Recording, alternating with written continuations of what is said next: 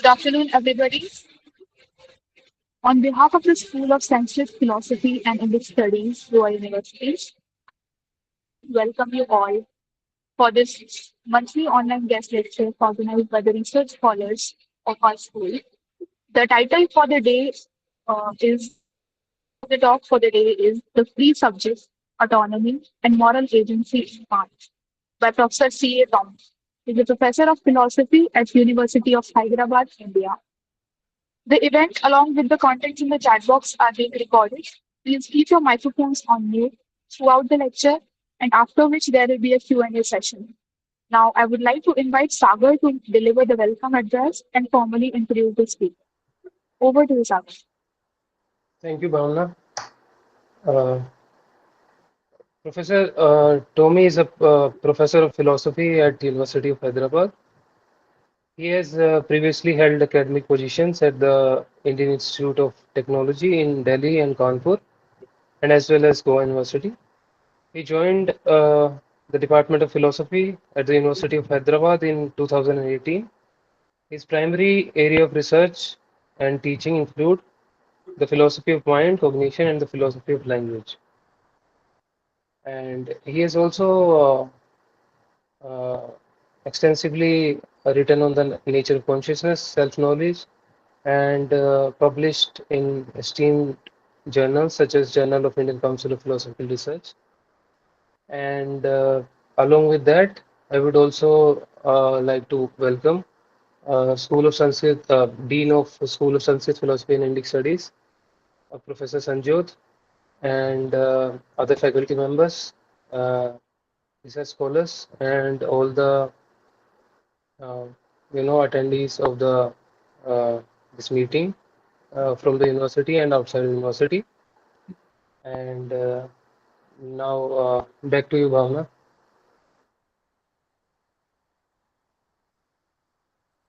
Yes, sir. Over to you. Okay. So thank you. I thank the research scholars from University of Hyderabad for inviting me, and particularly for Sangeet, who has been in touch with me, and also for Sagar and Paula for initiating this. And I also thank Professor Kosi for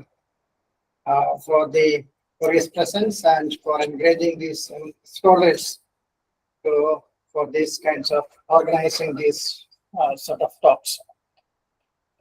So I have here a PPT that I will share with you. And so let me share. Okay, so I suppose please. Bhavana, somebody has to record it. It's recorded, no? Getting? Okay. Pardon? I think it's getting Yes, sir. recorded. Okay. Jonathan is recording the interview.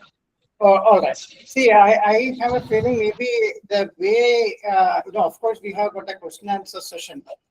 And I would suggest if anybody has got any problem with whatever I say, some concepts are not clear or anything, they can ask so that I will be able to clarify and will proceed. So I would like that it be communicated properly rather than just giving a talk.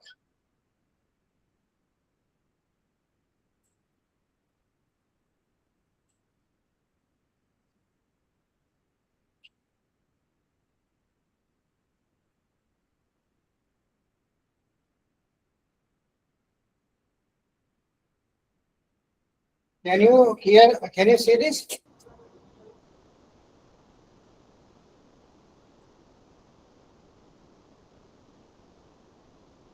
Not yet. Yeah. Not yet. No, it's not visible.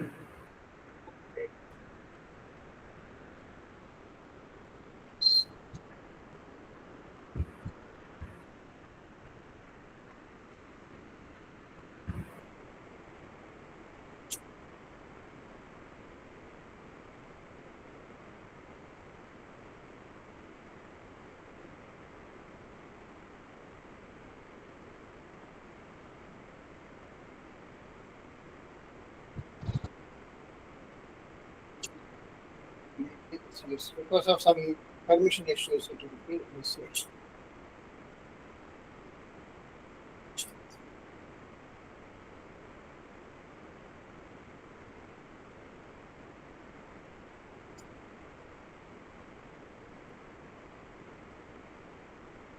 button, please.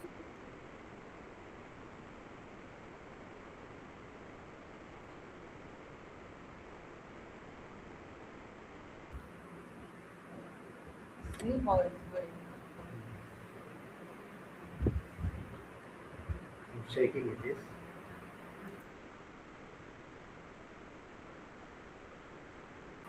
You are using the share option, no? I Share see the screen. same option. There is some system differences issues. So let me try to set it.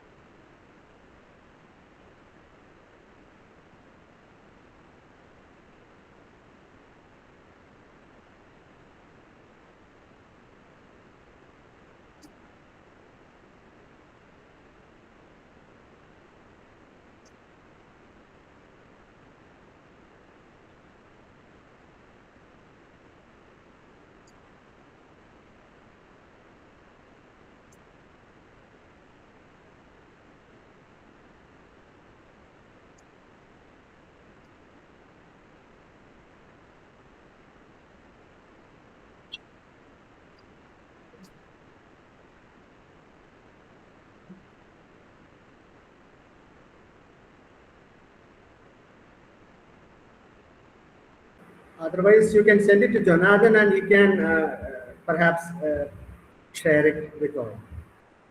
I see once again I will try it, otherwise I will send it by. Yeah.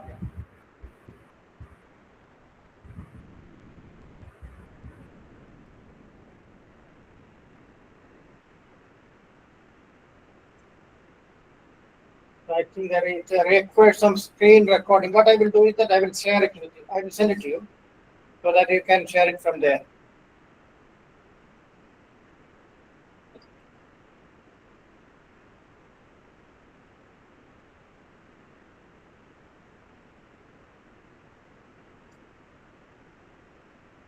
To whom should I send? Yeah, there is this email ID which is there in the chat box. Philosophy.jonathan. Philosophy.jonathan. Jonathan. Let me see. Philosophy.jonathan. Jonathan at unigoa.ac.in.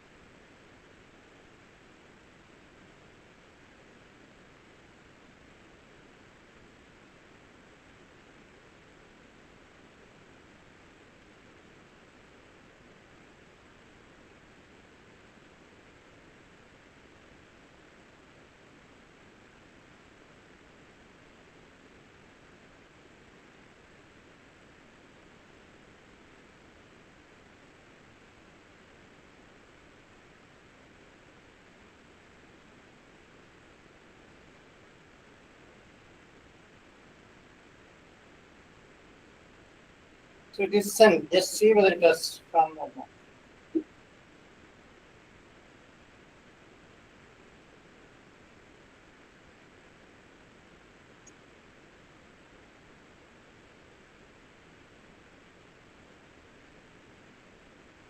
You can start, otherwise, by the time you will project it, yeah.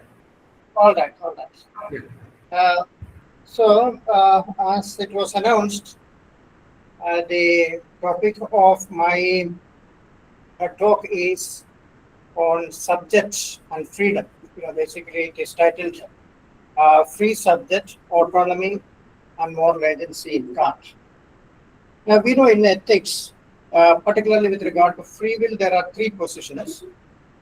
One is hard determinism, according to which free will is explained away, and there is no status for free will.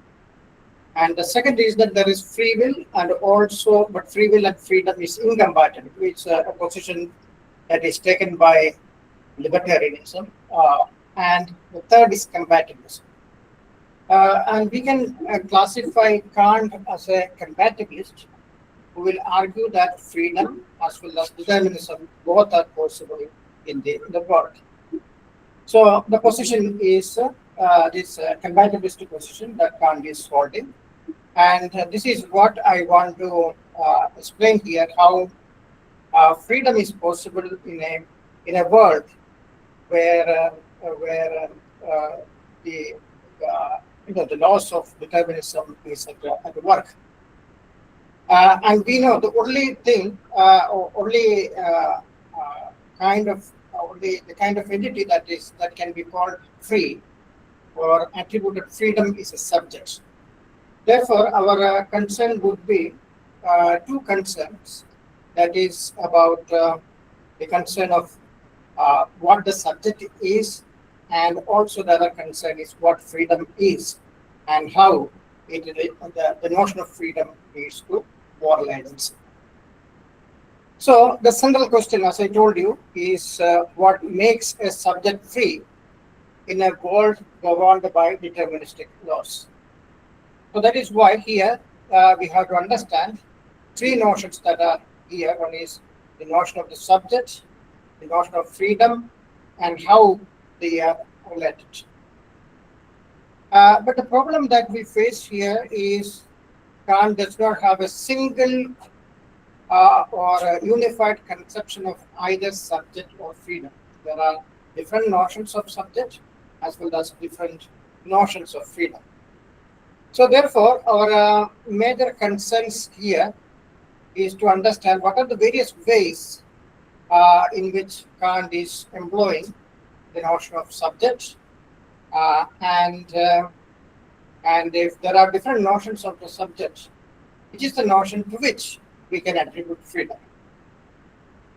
Second is also to identify what are the different concepts of freedom that Kant holds on, and to clarify how these different notions of freedom are related, and how then argue that there is possibility of freedom for the subject in Kant's account. And then finally to show that Kant's account of moral concept of moral agency is grounded on his concept of self and freedom, or how freedom and moral agency is possible for the Kantian subjects. Now let us move on to what Kant means by subject, or different notions of subject. And we will start with a general introduction of what the subject is for Kant. When Kant speaks of subject, by subject, Kant understands as an active, rational being. So here we are or a self. So subject basically is a rational being, and it is active. So that is something that we have to keep in mind, the notion of being active. And second, it is also the center of cognition and agency. It is a subject that cognizes, and it is a subject that acts. So this subject, normally we have the term that, or we have the term to refer or to signify the subject is the I. So the I can do certain things. It can intuit itself, it can unify experiences, and it can it can act freely. So these are the properties that we attribute to the subject, and we'll explain what we mean by intuiting itself and unifying experience and free action. So that is actually the purpose of this section, where I'm speaking about different notions of the subject. And now, what is to be understood, or what is to be emphasized here, is that by subject does not mean, Kant does not mean a substance, as philosophers like Descartes has been speaking about. So, subject for Kant is not a substance.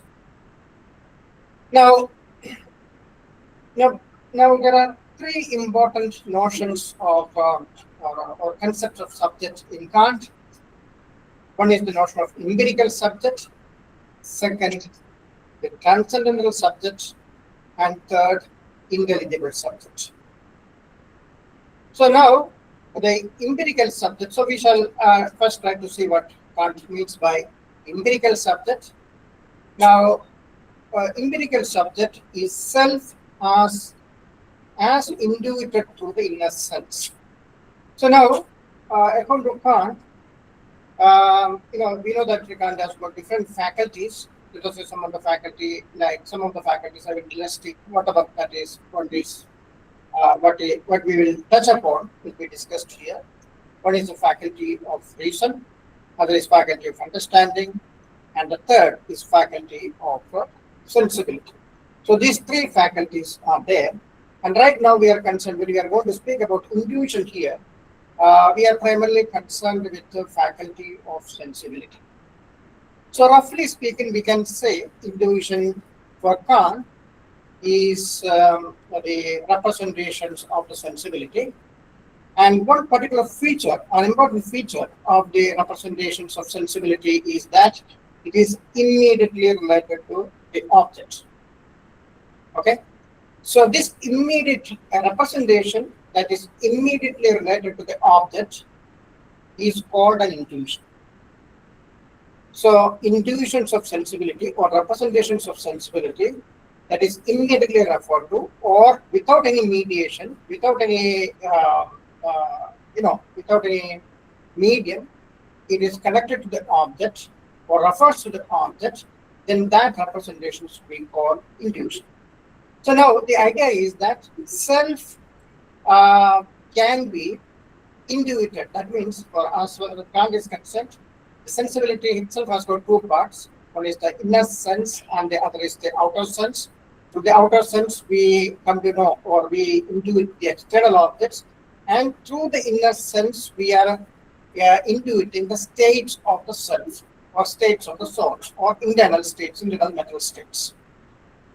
Now, the point is that anything that is presented through the sense, whether it is internal or external, cannot be intuited as it is in itself, but only as it appears. We know that when whatever is presented through the outer sense is presented in space, and whatever is presented through the inner sense is intuited in time.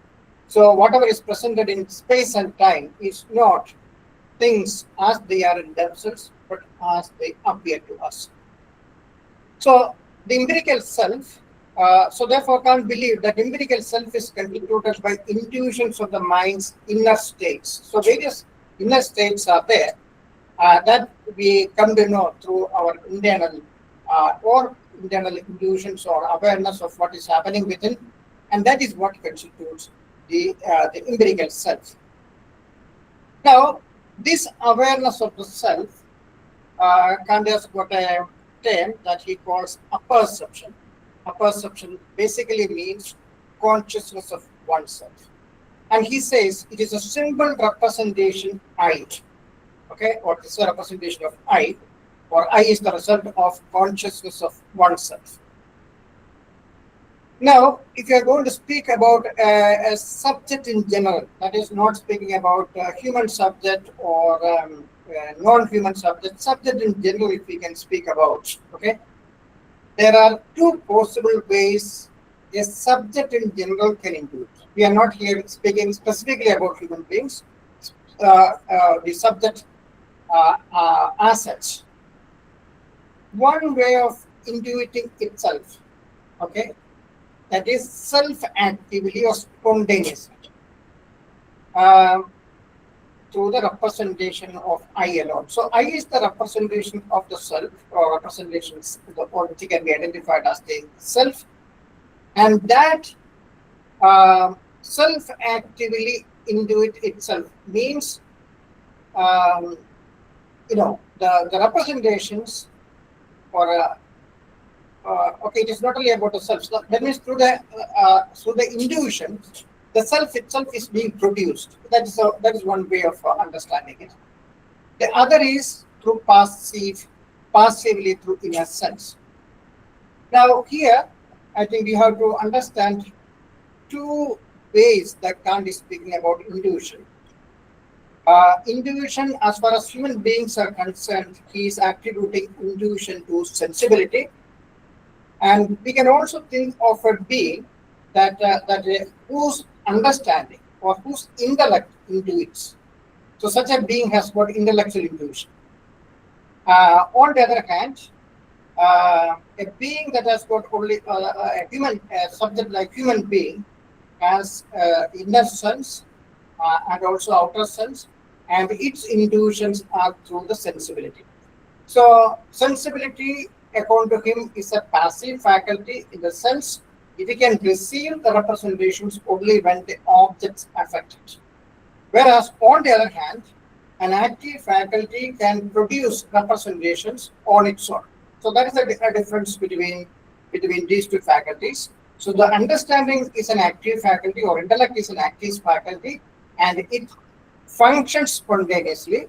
On the other hand, sensibility is a passive faculty. It can only receive representations, okay, on being affected by the object.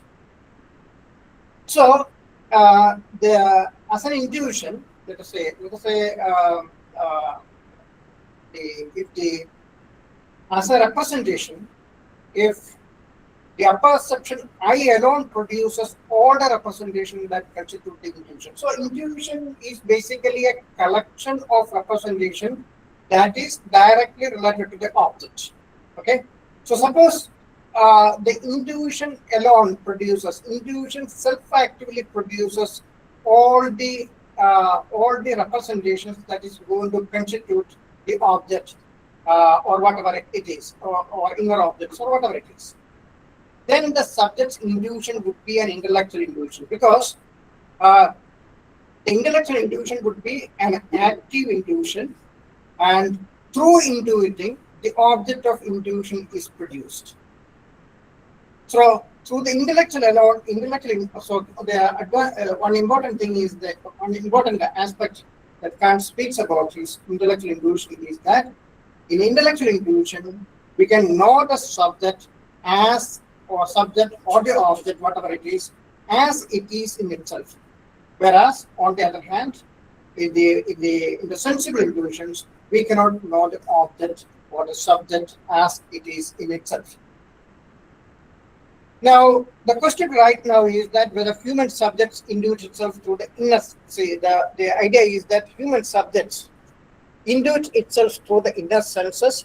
So the subject's intuition requires a manifold of representations beforehand. So if you have to have intuitions, human subjects has to have intuition of the object, then there must be a plurality of representation that must be given to us before the intuition takes place.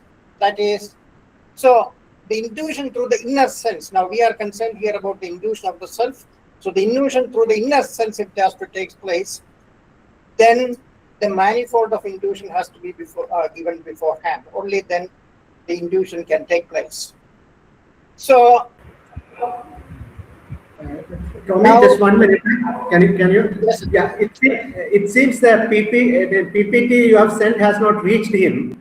Can you resend? Okay. Yeah. Otherwise, you can send it to me. I will share it with you. KOSHY Koshi.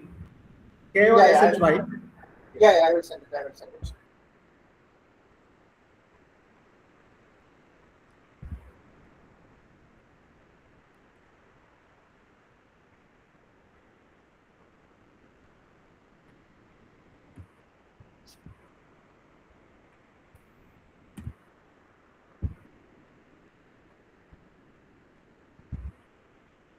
In the chat box, I have given my email ID. Anyway, you know it. It is here, I know it.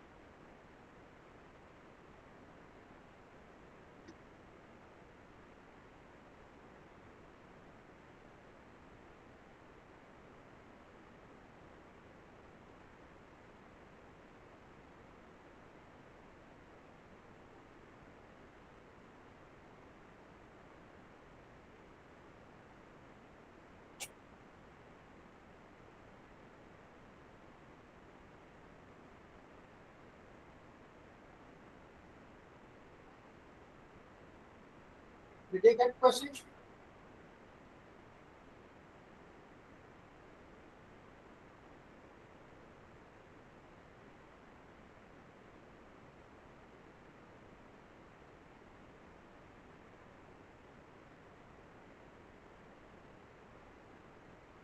Yeah, got it. I'm sharing it now. Yeah. Oh, Got all it. right. All right. So, which number I have to go now? Slide number 9. 9. It is not moving. It's not moving. Not there. Yes. And go on. Yes, yes, yes. Not there. No, no, no. Just do it from here. Just do it from here.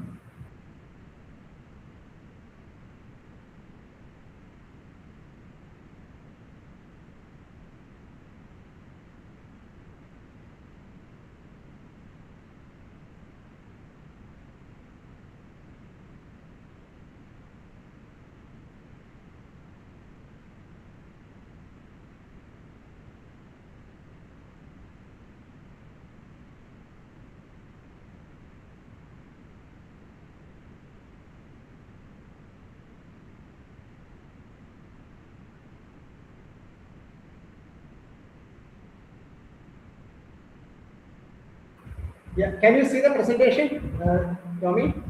I can see the presentation, but I can't But it's see not, this. but it's not moving. I'm not able to.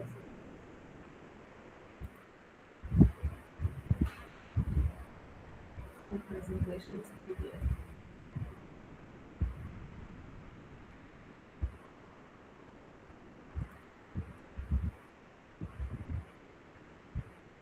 Now? Is it moving now? You have to ask them. Ask them. Is it moving now? No, Is that okay? Is it moving? No, no, no, no. It is static. Okay, doesn't matter. I don't think we will share it later. Yeah, I think that is fine. So let me talk and then Yeah. yeah, if there is a problem, I think in case something is not clear, you can ask so that because since it is an online kind of a lecture, I don't know what is communicated and what is not communicated. Okay. All right. So what we have said so far, we are concerned here is about the notion of empirical subject. And when we speak about empirical subject, what we mean by the empirical subject is the subject as it is intuited by our inner sense. And now the question, of course, Kant has got an argument as to why we have only intuition of the self. intuition of the self is a sensible intuition. So he makes a distinction between sensible intuition and intellectual intuition. Intellectual intuition is the direct representation of the object through an intellect, whereas intellectual intuition is basically the direct representation of the object or representation of the object by the sensibility. Now he says human beings don't, human intellect or human understanding is a faculty for thinking and not for intuiting. And in order to have thinking, we need to have concepts and the other categories and so on. But it is not a faculty for direct intuitions. And moreover, in our intuitions, we are not producing the object, but only passively receiving. So human understanding is only a kind of a passive kind of intuition, and therefore it is a sensible intuition. So therefore, intuit itself, and the important thing is that here what happens, whatever we are intuiting through our inner sense is only the object, or even if we are intuiting ourselves, we are intuiting ourselves as the self appears to itself, not as self is in itself. So this is what, so therefore something follows from this. What it follows? The inner sense has got a determinate form. And what is the form of the inner sense? We know Kant's, according to Kant, the determinate form of the inner sense is the time, and therefore all the internal states which constitute the empirical self occur in a temporal sequence, or they are temporally structured. And because of this temporal sequence, inner sense can provide no standing and enduring self in the stream of appearances. In other words, when we are going to intuit ourselves, we are not going to have the intuition of self does not reveal an abiding self. Rather, it would be a self that would be constantly changing. So the empirical self is an appearance and part of the thing. And moreover, another important aspect is that it is a part of the phenomenal world. It is an appearance and part of the phenomenal world. And therefore, what happens? It is bound by the laws of nature. With this, let us move on to what Kant means by the transcendental subject. By transcendental subject, Kant means the representation I think. So here also there is an apperception. Earlier we have got the apperception of I, the consciousness of I, and that consciousness of I was by means of the sensible intuition or internal awareness, if you want to speak about through some kind of an internal awareness or awareness by the internal sense. Here, in the transcendental subject, what we see here is it is the representation I think, and which he says is capable of accompanying all of one's representation, whatever representation that we have. It can be accompanied by, not necessarily it accompanies, it can be accompanied by the representation I think, and it's this I think is what he calls transcendental subject, okay, or consciousness that is involved there. Now it has got a function. What is the function of the I think? The function of the I think is to unite one's representations, various representations one has in a single consciousness. Now, unlike the empirical apperception, the representation I think is an act of the spontaneous faculty of understanding. So we have already said the understanding is a spontaneous faculty, whereas sensibility is a passive faculty. It can only receive representations, but this is a spontaneous and active faculty can produce the representation. So one of the functions of the faculty of understanding is to produce obviously certain concepts. And now I think, of course, belong to as part of the faculty of the understanding. Now this I think Kant calls with various names the awareness of self or awareness of oneself that is available in I think he calls pure apperception or the original apperception. And why he calls it pure or original apperception is to distinguish it from the empirical apperception. And empirical apperception is what we have in the inner sense. And it's what is the function of this pure apperception or the original apperception? Basically, its function is to unite or synthesize various representations that constitute an intuition. So an intuition, whenever we are going to Kant is speaking about an intuition, he is speaking about a manifold of representations or manifold of representations. And this manifold of representation is constituted as one object, or all of them taken together represent one object, for which all these representations has to be united in one consciousness. So now he also says we can call various representations that occur to us and be called as my representations only because they all belong to one single self-consciousness. And this self-consciousness or this unity of this apperception is what Kant calls transcendental unity of apperception. Now, the representation I that accompanies representation of the inner sense, we have already seen that whenever we have got a representation I or empirical the representation of I that empirical apperception gives are different and distinct. On the other hand, representation I think that accompanies different representation we can consider in quote unquote numerically the same. And so therefore we can say the I think that accompanies various representation is one and the same I think, or the I that accompanies each of them is one and the same thing. And this identity of the subject presupposes two conditions. First, the addition of representations to one another, because there are plurality of representations that are occurring one after the other, and they are added to one another.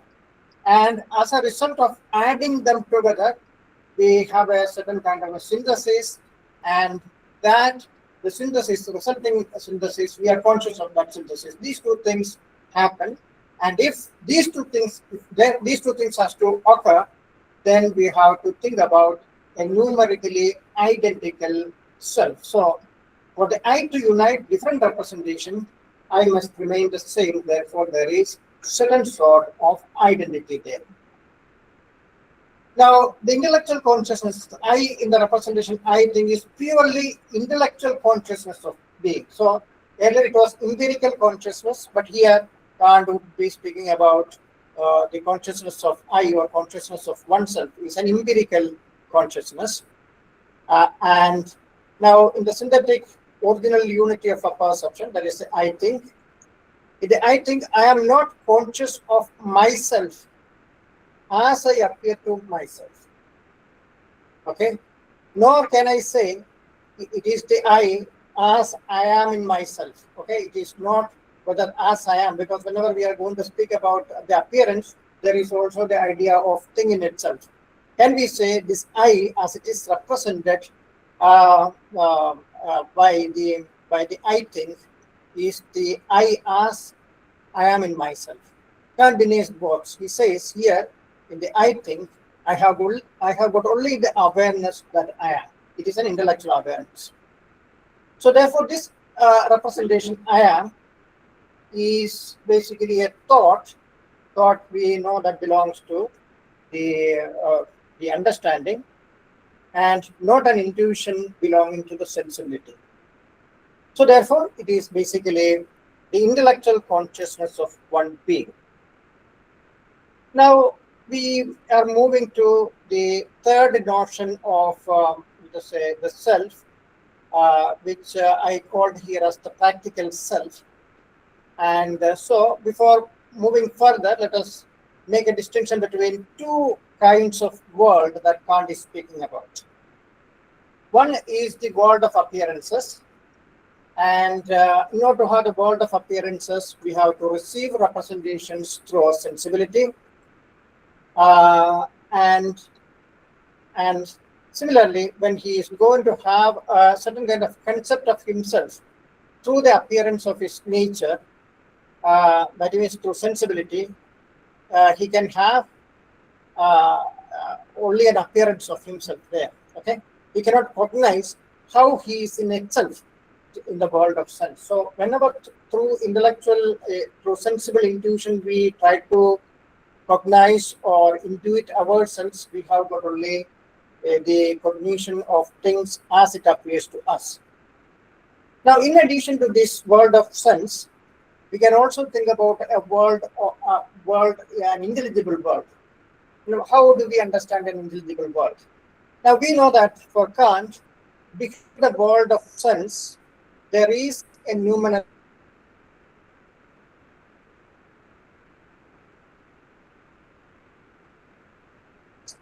negatively, because none of the properties that intellect or sense gives us can be attributed to it. Therefore, this is a noumenal world and it cannot be recognized.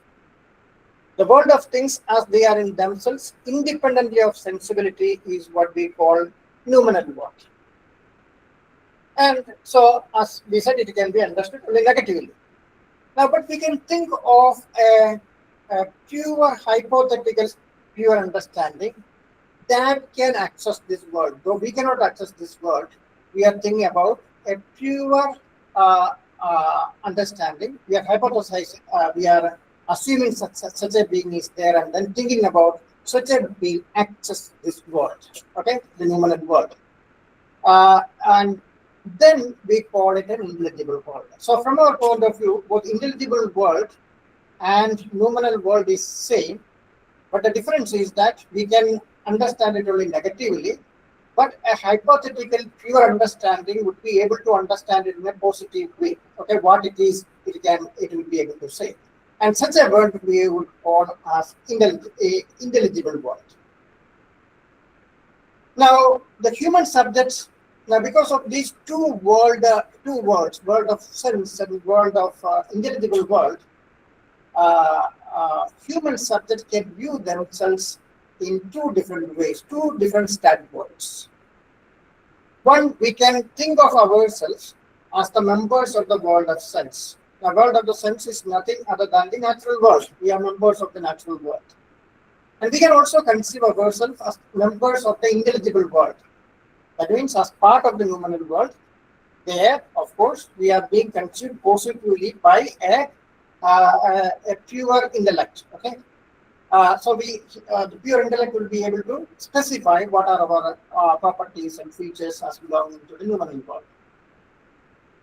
Now, Kant argues that beyond the characteristics of the subject as composed of appearances. So, as subject, we have got certain characteristics which are appearances.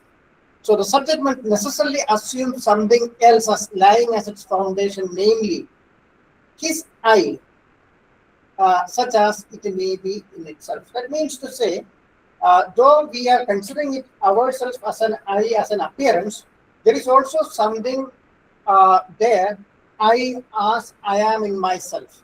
Okay, so a noumenal self. So subject as acquainted with itself is an appearance and part of the world of sense on the one hand, and behind that subject there is also the subject as it is in itself. So which we might call as noumenal self. So self can be understood as either as self as appears to us, that is the empirical self, and behind that there is also the self as it is in itself as the foundation for this appearance, which we might call the noumenal subject. Now the question is, what is practical subject? When the intelligible or noumenal subject is taken as a rational agent, so we are going to consider this noumenal subject has got, let us say, rationality, and it is able to act. So then we can consider it as a rational agent and belonging to the world of understanding. It is called a practical subject. Now, what is meant by world of understanding? world of understanding is the way practical reasons conceives the intelligible or numinal world, insofar as rational legends belong to it.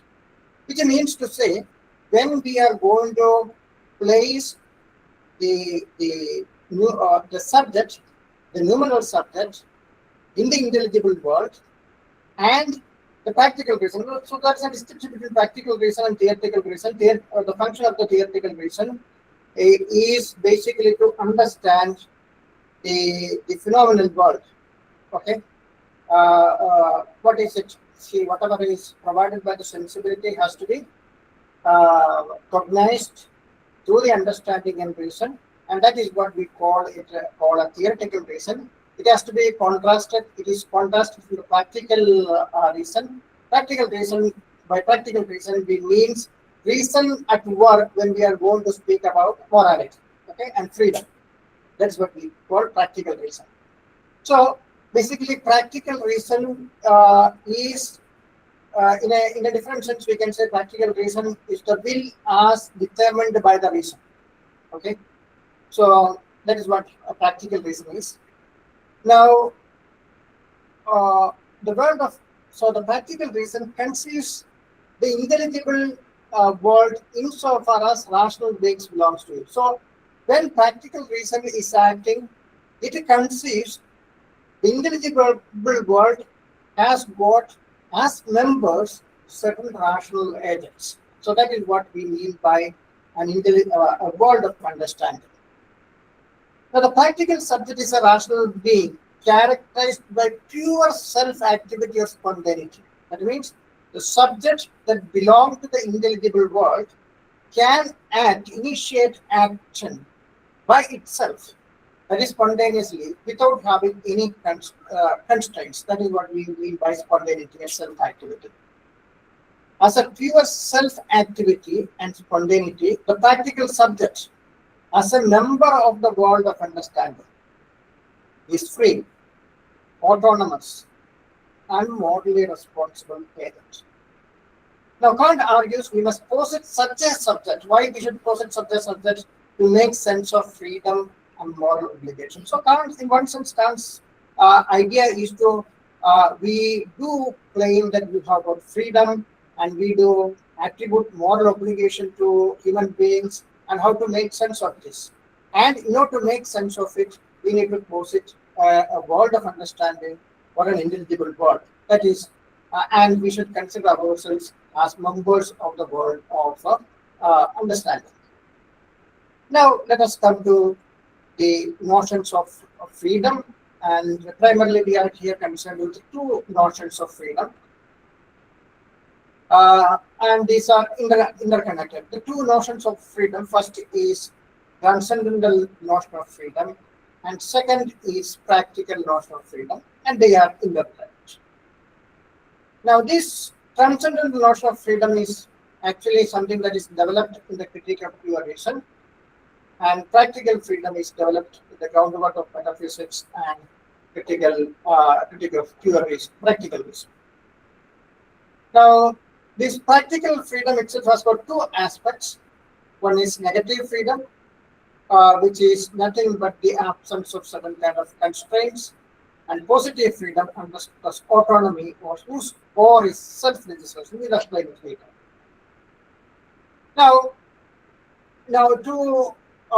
to understand what is meant by this notion of freedom, the notion of freedom and causality for Kant is very closely related, and as well as determinism. So let us move on to two notions of causality that is at work. To explain the appearances of the world, Kant says there must be two kinds of causality. First is the causality in the natural order, and second he calls causality through freedom. Now we understand what is meant by causality in the natural order. Now what it means, every event must be determined by a prior event. This is the normal notion of causality that we have. Every event has got a cause. So now the point is that if an event has got a cause, then there is another event that has preceded, and the event that preceded has got still another event as its cause, and so on ad infinitum. So this leads to an infinite regress of costs. Now, if this is the case, in one sense, nothing can truly begin because everything is determined. We cannot say it has been beginning because it goes to infinity.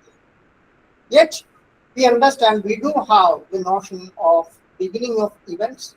So, in other words, natural law itself presupposes certain kind of beginning of events. So, the natural causality both requires something begins and at the same time denies the possibility of beginning. So, therefore, it leads to some sort of a contradiction. Now, to avoid this contradiction on natural causality, Kant says, other than the causality in the natural order, we must also grant another kind of causality. And this second causality, he calls causality through freedom. Okay.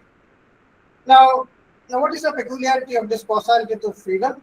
It is an absolute causal spontaneity in the sense, in the causality through freedom, the agent can initiate actions. Okay. Initiate actions without any sort of constraint. That means something happens without its cause being further determined by any previous cause. Suppose we are going to speak about a cause which is initiating other events, but it itself is not being caused by something else.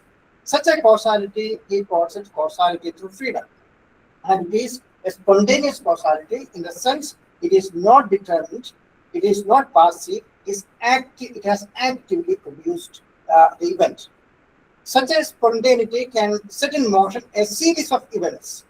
So, the series of events which this causality produces may be governed by other natural laws. Now, Kant called this absolute spontaneity transcendental freedom. This is what he means by transcendental freedom. Now, it is the power to initiate a causal chain of events without being determined by any antecedent empirical causes. Now, in this sense, he would say, transcendental freedom can be understood as unconditioned causality. Now, this I would, for you to understand, maybe another way of understanding would be because we have this notion of uncaused cause in Aristotle. Okay, it is this uncaused cause is basically in Kant's language. It would be the causality under freedom in the sense the uncaused cause is not caused by anything else. It is totally free. So that way, it is uncaused causality without any kinds of constraints. Now, if it ensures this kind of a transcendental freedom, this is what he means by transcendental freedom. And this transcendental freedom ensures that subject is the absolute originator of its action in the intelligible world. Remember that we are going to place ourselves as member of the intelligible world because practical reason want us to be a member of the intelligible world. By placing us in the as a member of the intelligible world, we belong to the world of understanding. Okay, as a member of the world of understanding, an agent can initiate actions without being constrained by other empirical constraints. So that's the idea. Now let us come to now we know that what is meant by transcendental freedom. Let us come to the idea of what Kant means by practical freedom. Now, it is the capacity of a rational subject who belongs to the intelligible world. So we have already said the practical, in order to understand practical freedom, we have to place ourselves in the intelligible world. Okay. So it is the capacity of the rational subject to initiate causal series independently of any natural determination. So none of the natural laws would be applicable there, and it will be following the laws prescribed by reason alone. Okay, so it will be initiating actions by itself. The only constraints are the laws which reason itself has put forward. Now, the practical freedom, when we are going to speak about practical freedom has got two aspects. One is negative and other is positive. Strictly speaking, even this transcendental freedom is a is basically a negative freedom in the sense it only specifies that action has to be initiated without any kind of a constraint. So causality has to take place, or causation has to take place without any further constraints or further determination. Okay, so that is what a negative aspect. And he says, Kant says, practical freedom has got two aspects. One is negative, and other is positive. Now, what are the negative and positive aspects of practical freedom? Now, by the negative aspect, what Kant means is capacity of a rational subject to determine its actions independently of sensuous impulses, various kinds of sensuous impulses, desires, and inclination that we have. So, if a rational subject has the capacity to act without being influenced by, of course, nature would be influenced, but without being determined by his desires and inclinations and other empirical conditions, then such a freedom would be called, let us say, a negative aspect of freedom. Now, a human subject as a rational agent. Now, why we say that humans have got this kind of a freedom? Because human subject as a rational agent can choose not to act under the influence of desires and inclinations. So, therefore, this is what he means by a negative aspect of freedom. And now let us consider what he means by positive aspect of freedom. Now, by positive aspect, Kant means reason capacity for autonomy. Now, what is autonomy? Autonomy, we know that we, as a nation, we are an autonomous nation. We are an autonomous nation means that we are legislating our own laws, and we follow the laws which we legislate for ourselves. Now, here, the important is that in autonomy, when we are going to speak about the autonomy of reason, what it means is that reason legislates certain universal principles, which legislates certain kind of universal principles and laws that reason will have to abide by. And the power of the will to act according to these immutable laws. So reason has formulated laws, and the will follow these laws. That is what we mean by the autonomy. Autonomy means we are following, we are acting in accordance with the laws that we ourselves have formulated, or the reason itself has formed, or as rational subject we ourselves have formulated. So, Kant would say, a rational subject as an agent is a sovereign legislator of laws. So that means basically we formulate our own laws. So the positive aspect is basically the ability of human subject to laws, or as rational beings, to formulate laws to and for its will to follow.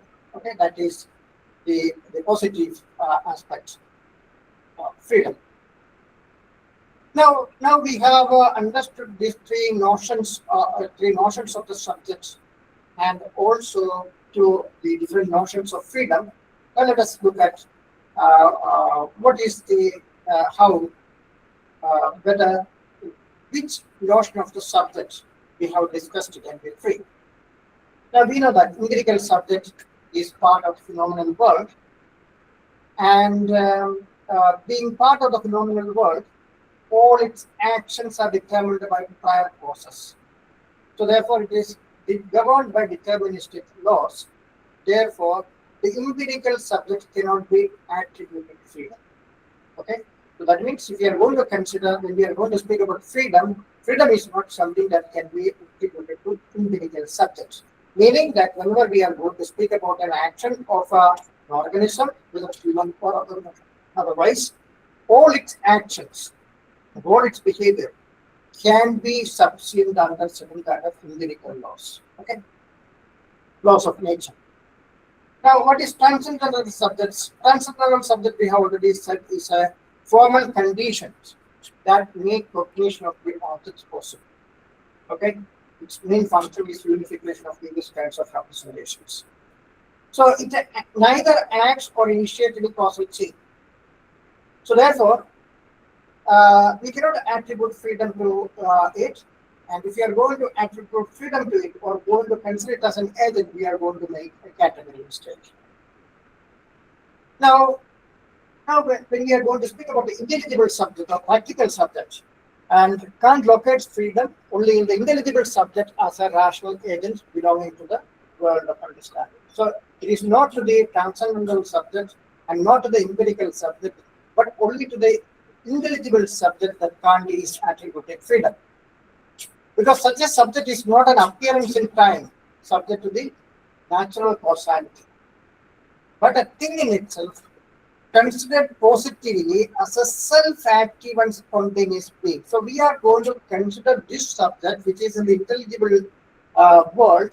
One thing is it is self-active and spontaneous, and it is also rational. That's the idea. That's a positive feature we are attributing to this subject. Now, moreover, as an active being, it can also legislate laws. That's also a positive side of it. And originate action according to those laws without any kinds of external constraints. So this is what an intelligible subject is, or a practical subject is, and we can attribute freedom to the intelligible subject. Now, to understand how, now the next project is to understand how a human subject is free. And in order to understand this, we have to distinguish between the faculties of sensibility and reason. We have to understand what are the functions of each. Now, let us look at sensibility. We know that sensibility is a passive faculty, and a passive faculty has to receive various kinds of representations, which is when it is being affected by the external objects. Okay, and what it represents are mere appearances, not things in themselves. Now, reason, on the other hand, is a very active and spontaneous faculty. We have already found the three faculties: sensibility, reason, and understanding. So the understanding comes in between reason and the sensibility. So understanding is also active, but reason is much more active. Okay. So now it is because of this faculty of reason that human beings are able to or expect something behind appearances, something that is a thing in itself, and we consider it as invisible but active by itself. And this is the work of reason. And reason has the ability to transcend the limit of sensibility. If, for example, when it is operating with ideas such as soul, world, God, etc., it is doing this work. Okay. So now we move on to the next thing, just how human subject is both bound and free. How we are going to consider ourselves both bound and free.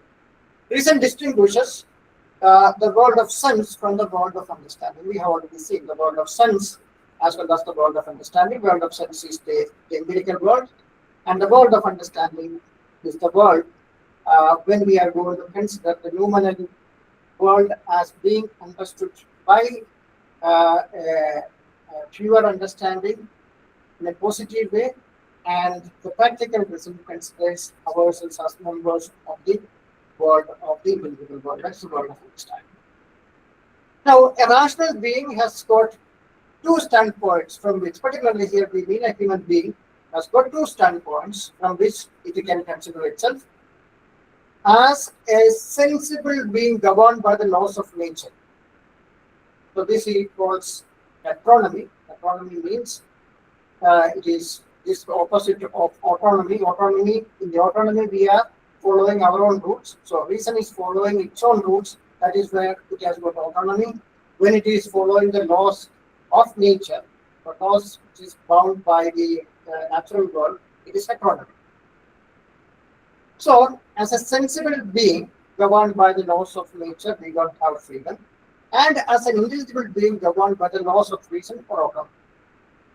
Now, based on two standpoints, a rational being can recognize both as natural laws governing the empirical behavior. So, the empirical behavior are all governed by the natural laws, and there are also rational laws that govern its actions. Thus, natural necessity and freedom apply to the same being. So we are, in one sense, we are not free. We are governed in all our actions governed by the natural laws. And from a different perspective, we are free and we are governed by certain laws, of course, but they are the laws that we ourselves have formulated. So there is freedom. Now will, what is will? Will is according to him reason in its practical function. So will is basically a function of reason in the domain of, let us say, morality. Now, as a member of the world of understanding, intelligible subject's reason is practical. Now, Kant's claim will is nothing other than practical reason. This is what Kant claims. It means that rational agency is grounded in reason itself, insofar as it determines action by laws. Now, since only reason can formulate principles, and since acting rationally means acting according to such laws, will is simply reason in its practical functions. So, only the idea is that will is basically will and reason cannot be separated. Will, when as it is determined by the reason, or reason's practical functions or moral function, is what is called will according to Kant. Now, let us try to see how the subject is free. Now, a practical subject possesses freedom in both negative and positive sense. We have seen both negative sense and positive sense of freedom. Negative sense, freedom is the causality of a rational agent's will to produce its effects without being determined by alien causes. So, alien causes are the causes other than itself. Okay, a cause of an event, suppose we say an event is determined by another event, of course, it's an alien cause. But in the case of rational agents, it is not, there is no alien cause that is going to produce an action. It itself initiates the action. As a rational being, a human subject can think of causality of its will only under the idea of freedom. Hence, a rational being must always ascribe freedom to itself as independent from natural causation. So, as member of the world of understanding, we can attribute freedom to ourselves. As a member of the world of the individual world or world of understanding, we can attribute freedom to ourselves. Now, Kant argues that negative concept of freedom. Now, this is that our action is not determined by any external constraints, is what we mean by negative freedom, and we possess negative freedom because we are members of the world of understanding. Now, this negative concept of freedom, according to him, entails the concept of autonomy. Now, Kant holds that causality. Now, wherever there is causality, there must be certain kind of laws. So, that is true in the case of natural causality. We have found there are natural laws. But when we are going to speak about this positive sense of causality, there also, according to him, there are certain kind of laws. Now, the question, but the will is a causality, will again is a causality, and freedom is its property, then there must be laws governing freedom. So, free will is not something that is happening accidentally. There are certain kind of laws that governs freedom, and therefore the question arises: how is freedom possible, or freedom can be attributed to the will if it is bound by certain laws? So, how it is bound by certain laws, and how can we say it is free? Now, Kant's answer is that there is a difference between the nature of laws governing natural order and those governing free will. There is a fundamental difference between these two laws. Now, in the natural order, every event is determined to act by prior causes according to the laws of nature. On the other hand, a free will is a causality that begins from the agent itself, and laws that bind its acts are laws that reason legislates for itself. Okay? That means it acts by itself in accordance with the laws that it itself has formulated for itself. This idea of reason self-legislation is the idea of autonomy. Thus, for Kant, freedom of the will is the power of acting in accordance with the laws a rational agent legislates for itself. Now, from this idea of autonomy, we get to the notion of moral agency. Now, in order to understand moral agency, let us start with what is meant by moral laws. Moral laws has got certain properties. One important thing is that moral laws are legislated by reason for itself. That means for reason itself. And it binds the will as a will. And moreover, the laws are unconditional or categorical and universal, meaning that it binds, not only it binds all the rational beings. So once we are legislating a law, it is not something that binds one being or it is applicable to all rational beings. Now, these conditions, now we know that all these conditions are satisfied by categorical imperative and their derivatives only. Now, there are different kinds of rational laws other than the moral laws. For example, logical laws are there, or prudential or technical laws are there. Now, logical laws are binds our thinking, but prudential and technical laws, which he considers under hypothetical imperative, means to an end kind of rules. They are all means to an end kind of rules, which laws are all formulated by reason. But only the peculiarity of moral laws are,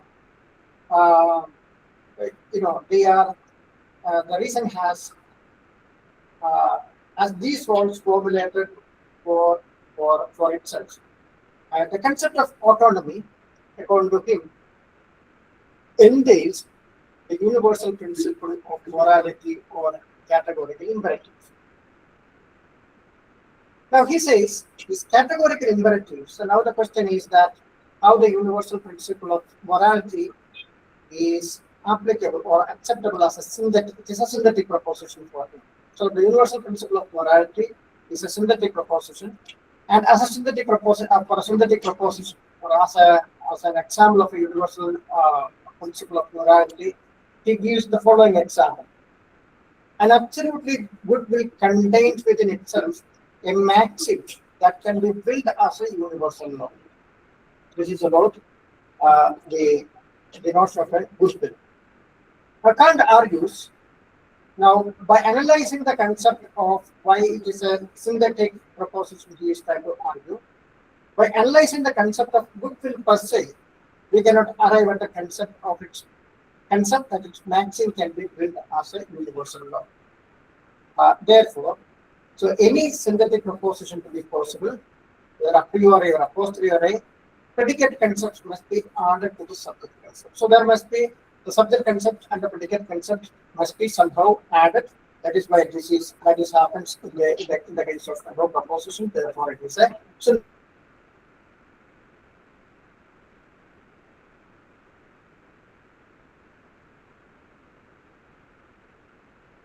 possible. As a synthetic proposition, even the formulation of the categorical imperative is possible because we have got a concept of goodwill and a concept of a maxim that can be built as a universal law. There are two concepts involved: concept of goodwill and the concept of maxim that can be built as a universal law. And these two things are to be bound together by a third thing. And what is this third thing? Third thing for him is the concept of autonomy or the will capacity for self-legislation. So it is the notion of self-legislation that is going to bind the concept of will and the concept of the maxim that will as a universal law. Both are being bound by the concept of legislation. Therefore, it becomes a synthetic a priori proposition. Now, morality is basically the consequence of autonomy. Now, Kant shows that the idea of freedom contains the universal principle of morality,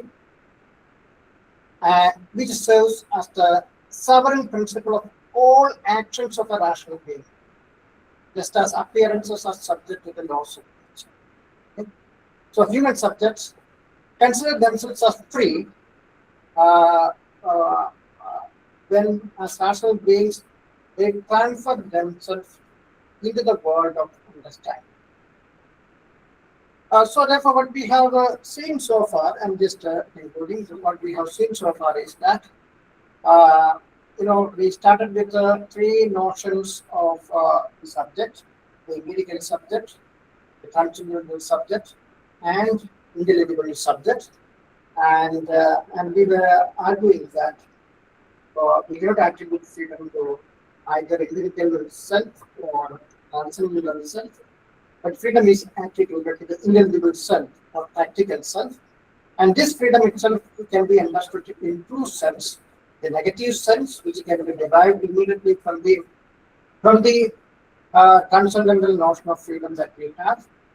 So that means freedom of an agent to initiate actions without being constrained by any other process, by a process, without being determined.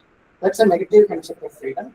And this negative concept of freedom entails a positive concept of freedom, where the reason can act in accordance with the laws that it itself is going to legislate. Okay, so it gives us the idea of moral agency, and because the will has to act in accordance with the laws that itself has that acts. So Kant's doctrine basically gives us two standpoints. That is these two standpoints. That is what enables us to have a possibility of freedom. If a rational being considers himself as a member of the world of understanding, he realizes he can freely initiate actions, and he is bound by the self-legislated laws of reason. So, only when we consider ourselves as members of the world of understanding, that we can consider ourselves as free agents. And if we are going to consider ourselves as members of the world of the phenomenal world or world of senses, we are not free. So these two standpoints framework also explain why rational being thinks himself as bound by duty. Now why are we bound by duty? And we are going to bound by duty, or let us say the other way Kant would speak about is why categorical imperative is strike us as a command. Okay, it is because we consider ourselves as belonging to both the world of sense as well as the world of understanding. So that is how we find ourselves as bound by duty. Okay, so that's all from my side. If you have any questions, and I don't know how far it is communicated. Thank you, sir, for this intellectually stimulating and a very conceptually rich lecture. You talked about the nuances of Kant's free subject, autonomy, and moral agency in a very well articulated manner. Now, I would like to invite Sia for moderating the Q&A session. The participants can raise their hands for questions, or they can also type their questions in the chat box. Over to you, Sia. Are you there?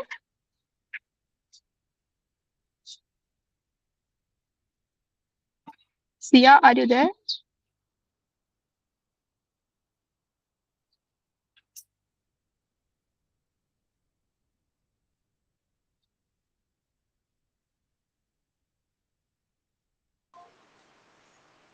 Bhavna, we can continue this way. Yes. So I think Sia is not there. Those of you who have questions, please raise your hands and you can ask. Yes, Tomlin. Thank you.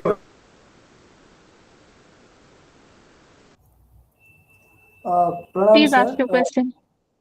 Pranam to everyone. My question was that if we compare this Kantian philosophy with Advait Vedant, the subject, the Kant's subject, is it universal or partitioned? That means, I mean to ask that if a person X and Y are there, So the nominal identity of X and nominal identity of Y, are they different or the same? If they are different, then how their freedom structure and their morality would differ? Can you repeat the question once again? Yes, sir. Yeah.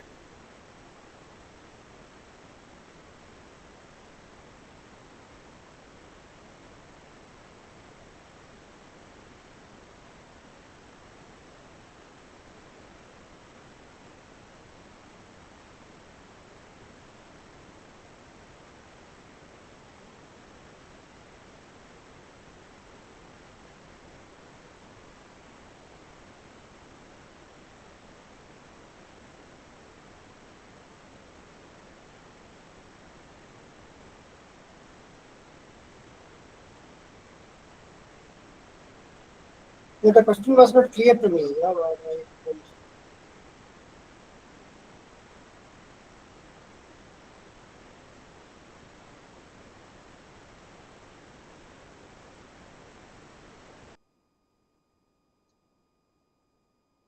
Yes, Ishwar, you go ahead with your question. I think Soumya has left. He'll again join and ask Yeah, that. yeah, Meanwhile, eh, Ishwar, you can ask. Sorry. yeah. Yeah, Uh, sure. So you can ask.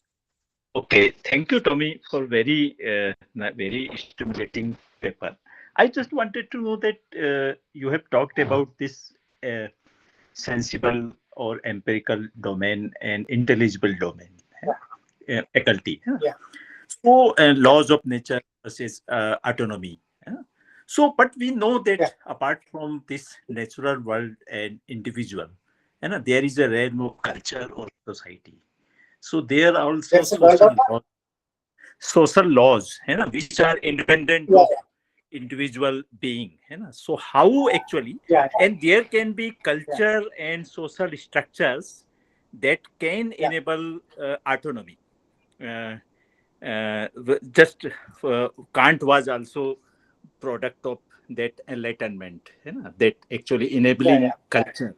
Um, So, yes, and there can be culture and society which may not enable that kind of autonomy. So that is actually how Kant will actually tackle this tension between pure natural world and pure world of actually self legislation lesson, because this whole realm of culture and whole realm of society where individual is not only independent but interdependent. okay. So what will be the we know that Hegel and Marx tried to actually solve this problem, but what will be Kant's take on this problem? Thanks. Actually, right now, Kant's concern is not with the culture um, or society as such. Society may come here only indirectly in the sense if you want to speak about morality, perhaps you have to speak about the society. So Yeah. here main concern is to understand how exactly, human beings, whether it is in the cultural realm or in the moral realm, whatever realm that we are going to speak about, they can act free. Okay, because Okay. this major concern is at that time was about determinism. Okay, because there is natural science, and according to natural science, every action that we are going to do would be completely determined by natural laws. So, if it is completely determined by natural laws, is there a possibility of freedom either in the cultural or let us say cultural and moral domain, all of them are later domain, whether there's a possibility, how exactly we can consider ourselves free. So in that sense, what he wants to say is that this even then, even if we are going to speak about a cultural domain, perhaps we may have to place ourselves in the intelligible world, only as intelligible beings or beings belonging to the world of world of understanding or the intelligible world, we can think of ourselves as free. Otherwise, everything has to be, even the cultural domain has to be subsumed under natural laws. Okay. Yeah, okay. That possibility he wants to delay. Right? Yeah, yeah. No, You I should. was just thinking of Uh, what will uh, be the implication of your very, well, you very clearly and very stimulating. This is certainly, and this has implication for philosophy of education, actually, right, theories of right. education. You know, Yeah. this autonomous, how to this German actually this tradition of Bildung. So how to actually cultivate autonomy in students, that is but so here actually another sense that reason has a potentiality, and how this potentiality will be realized in a culture. So I was just actually thinking over that. Okay, okay. But I think there would have to be a different project other than this. Here only the idea is how the subject can be free at all. This is the only idea. How to make sense of freedom. Okay, thank you. Yeah. Samir, you had a question. I didn't get. Yeah, sorry, sir. My internet just got disconnected and suddenly I just Okay. vanished. Yeah, yeah. So the point is, I was asking the question that, like in the Advait Vedant, the Brahma is all. Brahma is everything. Okay. So the Jiva is the bonded one. Okay. So from the point of view of Brahma, everyone is bonded, and Okay. from the point of Jiva, Brahma is liberated. Okay. So in the in Kantian philosophy, I wanted to I was curious that is the nominal beings are all different, or there is a unified nominal being, and the phenomenal beings are different, or are they unified being? So if the subjects are different, then their moral standards and natural laws will be different for them. Okay. If there is one nominal being, then there will be a universal moral law. Yeah, yeah.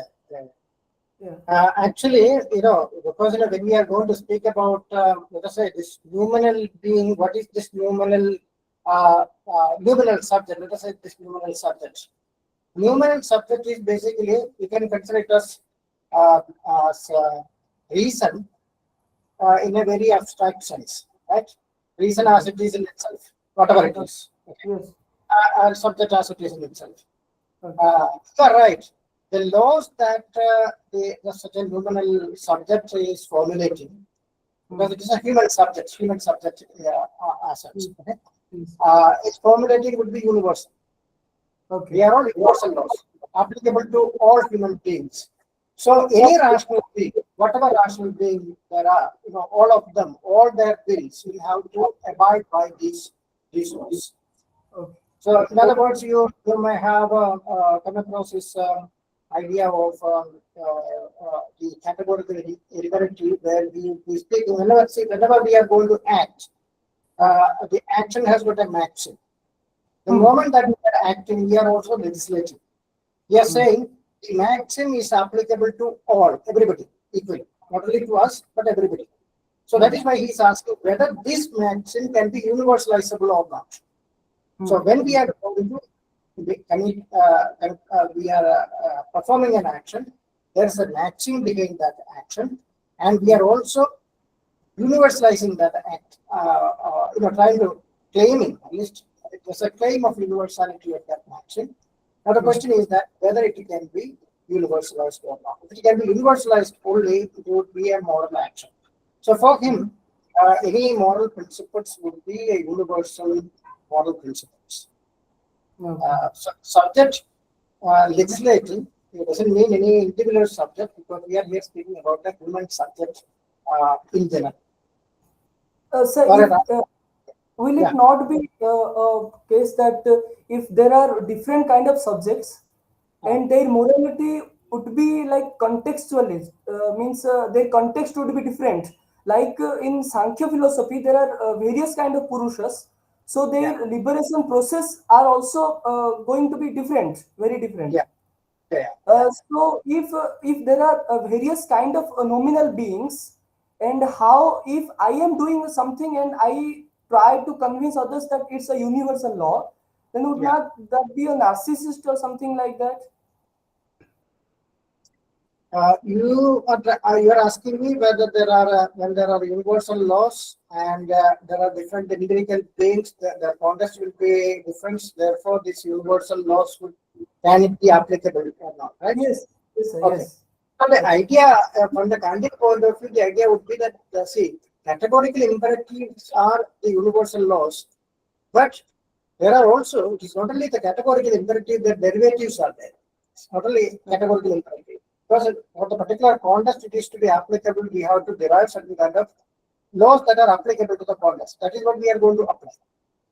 Yeah. But So actually, if I simplify my question a bit, I think I just lost it. If I simplify my question, the subject, the Kant's subject, I want to just a comparative knowledge, the Kant's subject and the subject of Advait Vedanta. If you can just bring some light on this, so that will be great, sir. I don't know. I will not be able to throw light on Kant's subject. And I don't think they can be identified in any sense. Okay. No, there must be some unified area that can be covered through some kind of words or something. Yeah, the only thing that we have seen here is about the transcendental subject as someone as a active rational principle. Okay. That's the only thing. That active rational principle. That's the only thing. Maybe there are active consciousness. Maybe something that Vedanta might speak about, but I don't know. Okay. More than that, I can speak. Yeah. Thank you, sir. Thank you so much.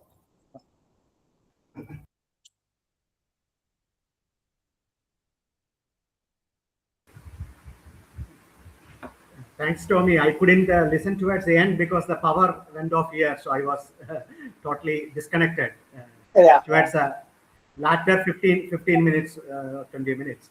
But just, I was just trying to gather. First of all, thank you for such a very, exhaustive and in-depth presentation on Kant. Usually when we, teach at master's level, we don't go so in-depth into Kant. You have enabled us to look into Kant more deeply. Thanks for that. But my query is this: when we talk about, from your presentation, what I gathered is that in Kant we can think about three different kinds of subjects, isn't it? Empirical, transcendental, and the intelligible subject. So I was just wondering, this intelligible subject, which accounts for freedom, as you have presented, it sounds akin to the notion of some sort of a divinity or a god kind of a thing. Does Kant in any way suggest such a presence? Because I remember his subsequent work, religion within the bounds of bare reason. There, what kind of a self is in operation when it comes to our religious notions? Is it something to do with this intelligible self? But I don't know. See, I'm not familiar with this work, so I cannot comment on that. But what I understand from his overall framework, some idea about this framework, is that religion for him has got only one function. The function of religion is morality. Okay, there is no other. Even when we are going to posit God, it is for the moral function. God is supposed to perform a moral function. Okay? So other than that, there is no idea of. So we cannot speak about this intelligible subject as some kind of a divine being here, but rather what we are going to view ourselves as being part of a different world rather than this world where we are. That means basically we have got, being rational being, we can adopt different standpoints. One is the standpoint that we are adopting, the empirical world, empirical standpoint of view, the standpoint of view of our everyday life, and also the world of science. That is what we look at. The world view that is given by the theoretical reason, as it says. The other is the practical standpoint of view. And in order to have the practical standpoint of view, we should consider ourselves as being members of the world of the world of let us say the world of the intelligible world. Now the intelligible world, he says, intelligible world, how we have to understand? our understanding of the intelligible, our understanding of that world is a numeral world because we can only understand its negative.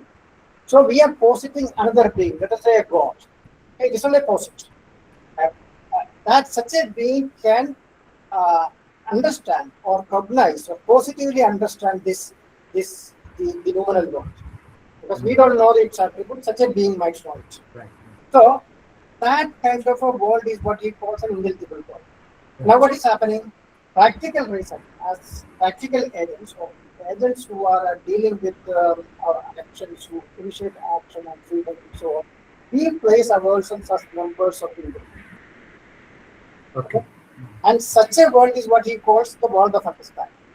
So only from the world of understanding, we say that we are free. That means as human beings, we have these two. We have got the freedom to navigate from the empirical world to the intelligible world.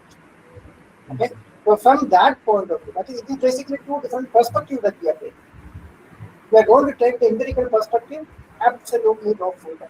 If we are going to place ourselves as members of the intelligible world, of course, we have got freedom.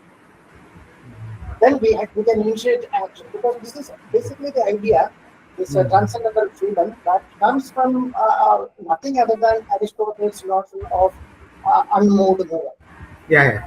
Okay? But unmoved mover is applicable to a subject. Subject can initiate action without being caused by anything else. But that unmoved mover in Aristotle has a connotation of a god, I hope. Yeah, that is there, but here it's not God, but we ourselves are the gods. No? Right. That is what we are saying. Yeah. Thank you. Hello. Hi, Tomy. Yes. Actually, morality, as everybody knows, has a social dimension. But in the framework of Kant, as you presented here,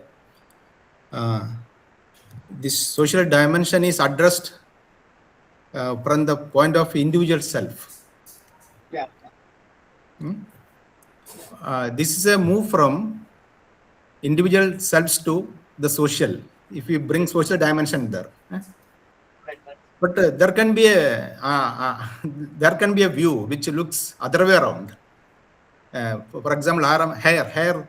Aram had long back I read hair. He says it is a moral maxims. You call them maxims, no, or moral principles are social commands. They're not going from individuals to the society. Already society is there as a construction of different individuals, as a construction out of the interdependence of different individuals.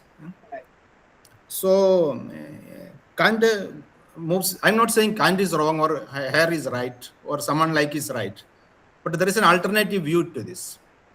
So whatever is presented to us as social command, we try to articulate from an individualistic point of view. That's what Kant did. Would you agree with that, or you have?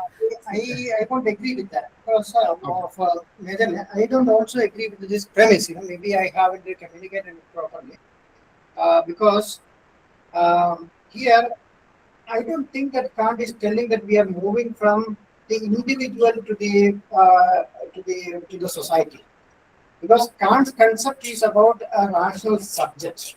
He is going to speak about this rational subject. This is not I as an individual or you as an individual or anyone of us as an individual, human rational subject. So it is basically the production of the human rational subject. So morality is the product of rational human subject. That's the only thing that he is speaking.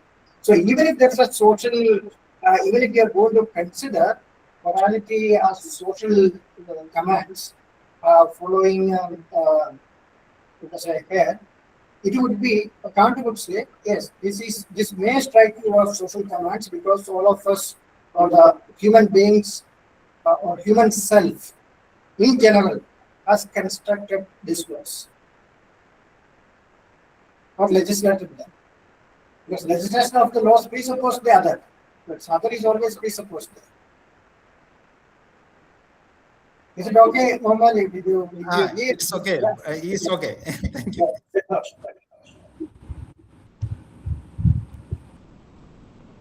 Hello. Good evening, sir. Actually, I have a query that if you consider subject, different kind of subject, so can we consider it the akin to self? A self and a subject you can consider here them as more or less synonyms. So instead of speaking about, let us say, empirical self, empirical subject, you can also use let us say, empirical self.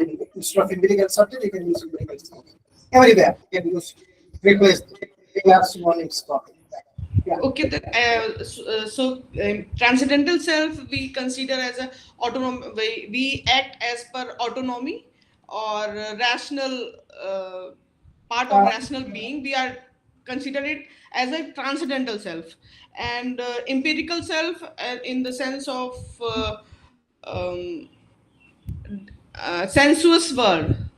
All right, sir. Then how we put the third one, numeral self, numeral subject, where should we put? Right.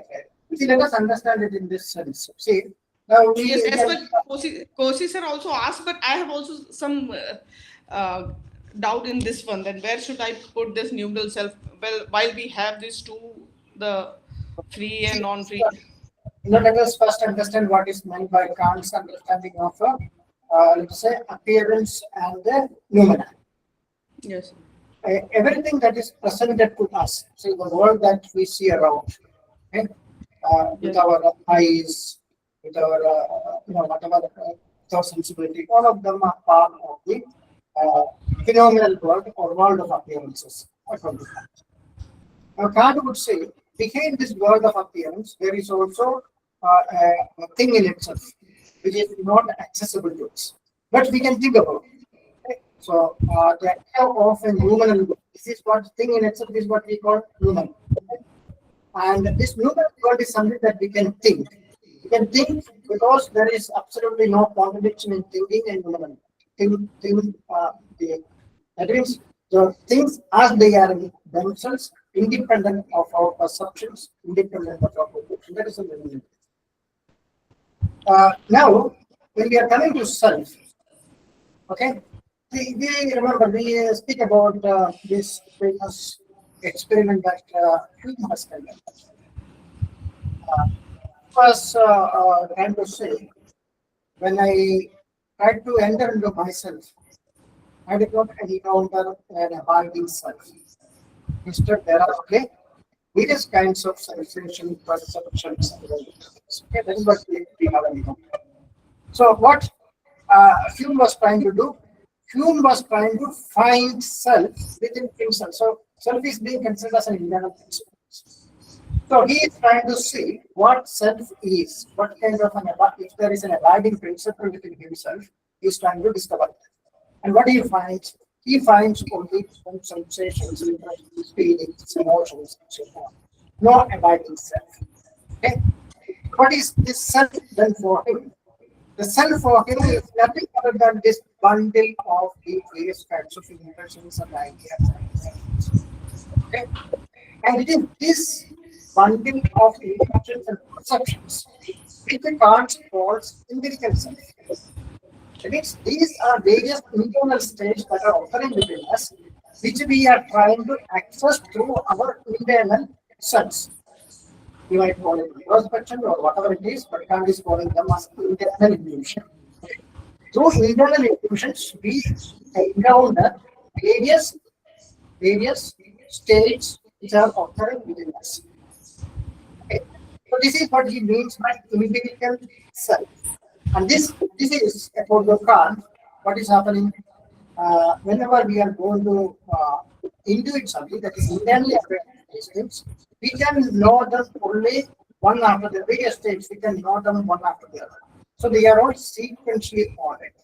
So when we are going to speak about empirical self, there is not a single self, it is basically a plurality of selves that we are know. Okay? So there is no idea of unity. Okay?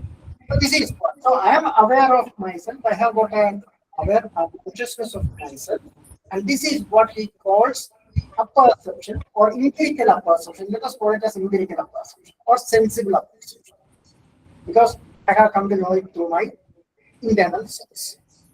Now, these various, with that, if you want to recognize an object, because we cannot know it into this passive kind of things. These various different discrete things has to be united. Only then I can recognize an object. Okay. So this function of unity has to be done by something. You can't believe that there is some consciousness which is going to unite these various kinds of discrete perception that I have, so that I can recognize an object. And that is what he calls a transcendental. So the function of the transcendental subject is to unite various diverse representations into a single object.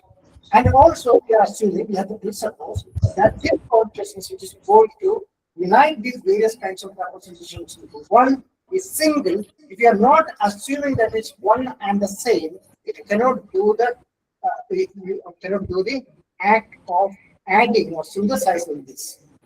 Okay, so therefore, the function of this transcendental subject is unification of various kinds of impressions or various kinds of representations that are occurring within us. Okay, these are the two things. So this is here. Now the question about the thing in it, the nominal thing, comes when we are going to speak about appearances. Okay, so question is about the cognition, and the other is about the appearance. So what we have here, when we are going to speak about the transcendental self, we are not saying that it is either an appearance, nor Kant is saying that it is a thing in itself. It denies both in the case of transcendental self. But since we already have the notion of a self that appears to us, appears as diverse, discrete selves, okay, there is within that, there is the notion of a self which is in itself. Okay? Which is in itself. That means behind that, if that appearance has to be possible for us, there must be something behind it. That is what reason tells us. That something is what he calls the numinal self. Okay? And what it is, we cannot characterize. We human beings cannot characterize. We can only say what it is not. Maybe if you are using other terminology, we can only say not what is positive, right? What is what is. That's the only thing that we can speak about. We are now speaking of numeral subject. Now this numeral subject, let us say we of course cannot know this numeral subject. We do not know what are its characteristics, but we can think of a different being, a much more intelligent being, intelligent than us, which can access this numeral world. So for such a being, this world would be called, this world would be an intelligible world. So this there that we are thinking of an intelligible world.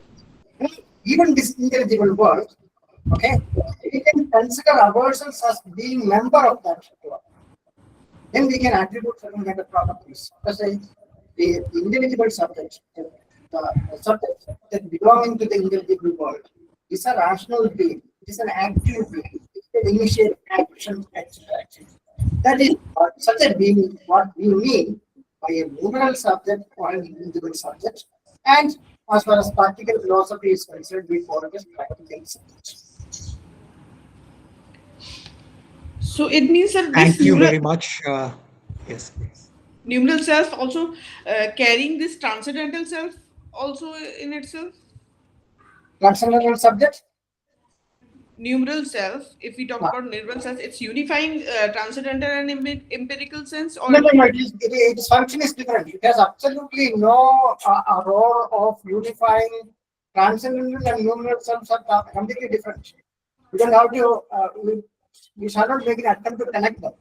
They have all these things have got different functions. Numeral self, as you understand, it has got a moral function.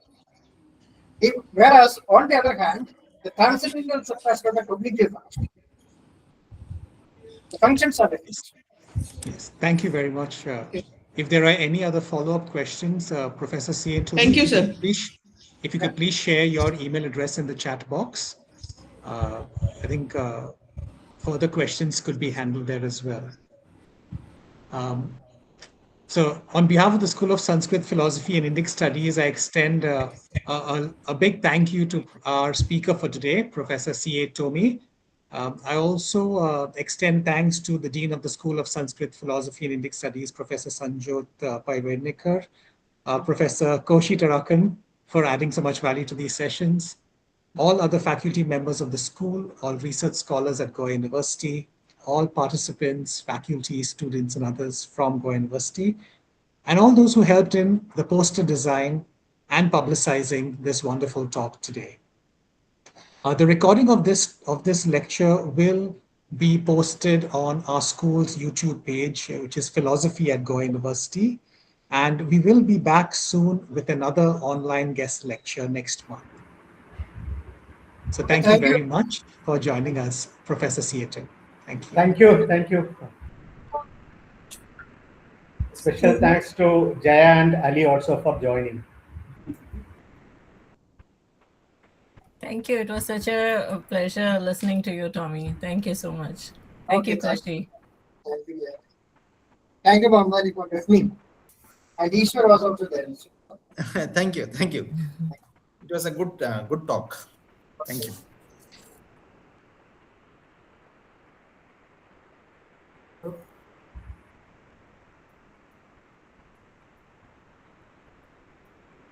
Hello, am I audible?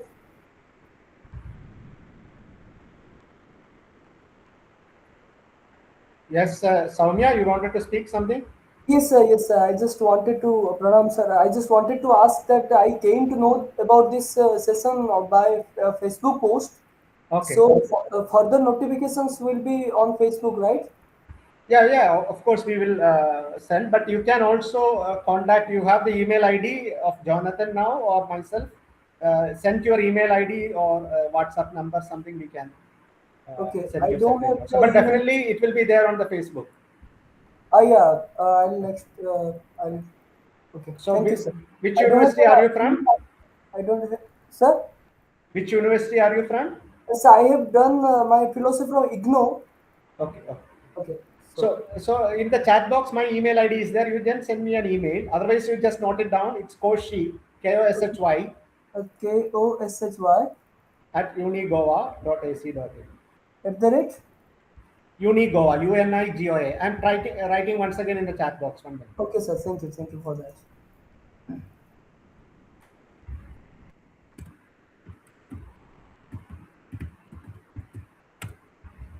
It's there in the chat box. Yeah. Thank you. Thank you, sir. You can stop recording, Bhavana. Thank you so much, sir. Thank you so much. I'll be in contact, sir. Thank you. Pranam, sir. Thank you.